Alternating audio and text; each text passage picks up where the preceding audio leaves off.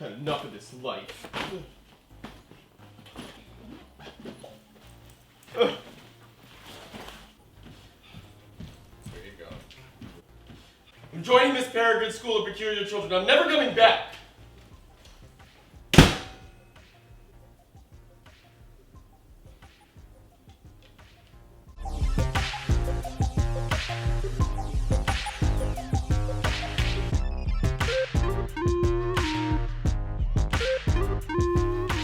Initiate Vigilante mode.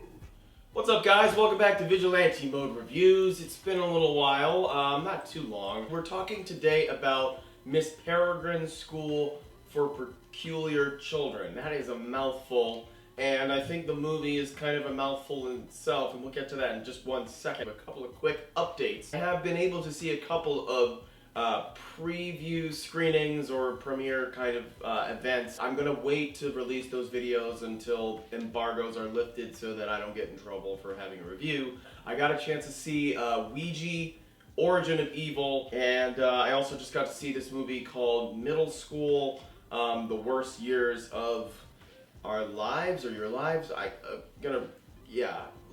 What's the name of this damn movie? Middle School, The Worst Years of My Life. I have said that I'm going to do a Stranger Things review. I like to, follow through with what I say I'm going to do. Keep an eye out for those. With that said, let's talk about Miss Peregrine's School for Peculiar Children. The movie is directed by Tim Burton, and it stars Ava Green, Aja Butterfield, and Samuel L. Jackson. The movie is basically about, as the title suggests, a school for peculiar children, otherwise known as mutants. Fair to say that it's kind of like an amalgamation of like Harry Potter and X-Men. It's written by the screenwriter of X-Men First Class, Jane Goldman, or at least one of the screenwriters. She's also written Kingsman Secret Service, which is a movie I truly loved. I think that's where you get some carryover from Samuel L. Jackson and whatnot. Tim Burton in the last couple of years I feel like has kind of been in a little bit of a slump. I haven't really enjoyed any of his movies particularly. I'm not really drawn to them, like the Willy Wonkas and the Dark Shadows and the can't even remember some of the other ones. I feel like he's lost a little bit of his steam, and I'm wondering what's up with Tim. To a large extent it has to do with some of that CGI element. I thought that the movie did have some great special effects, and I was really glad to see this one particular sequence, no spoilers, but he does it in his sort of classic stop motion kind of flavor that he does in, The Nightmare Before Christmas, which he did not direct, I know. Frankenweenie, right? And also, what's the other one? Corpse Bride. And those two movies I actually did enjoy. It's nice to see that, but with that said, definitely this movie is very CGI heavy. The budget was like $110 million, and I'm really wondering if it was all that well spent. The movie starts off really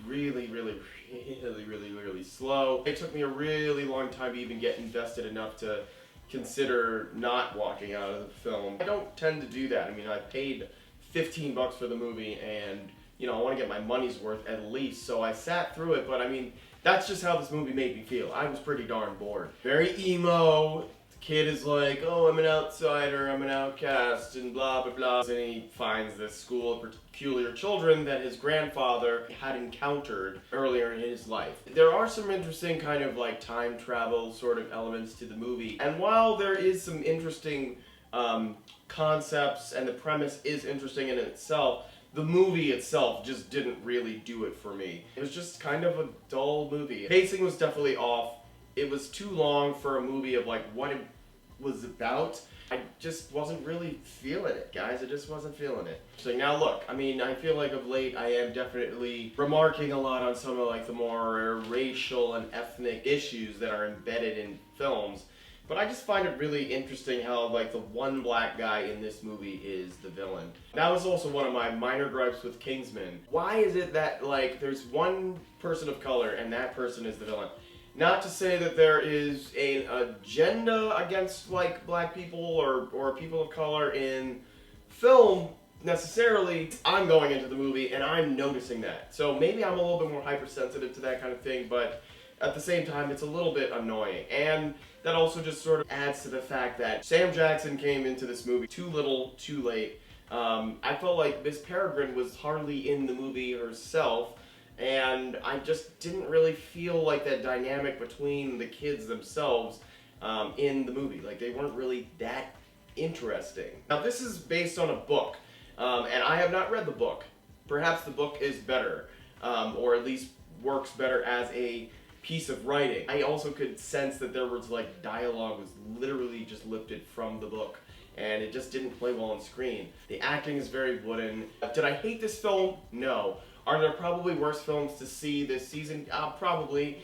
But I'm gonna give this movie a C+. It was pretty boring, but I did like the premise and I liked the concepts, and like I said, without spoilers, time travel element did kind of have me a little bit. The movie did progressively get a little bit better as it carried on, but I was really definitely considering walking out of this one. I feel like you can kind of do better than this, Tim, so I'm hoping that like some of your next projects are a little bit more exciting at the very least. Maybe getting back to some of that more kind of grungy, gritty kind of stuff that he did like in those Beetlejuice days and the Batman days. That's my review of Miss Peregrine's School of Peculiar Children.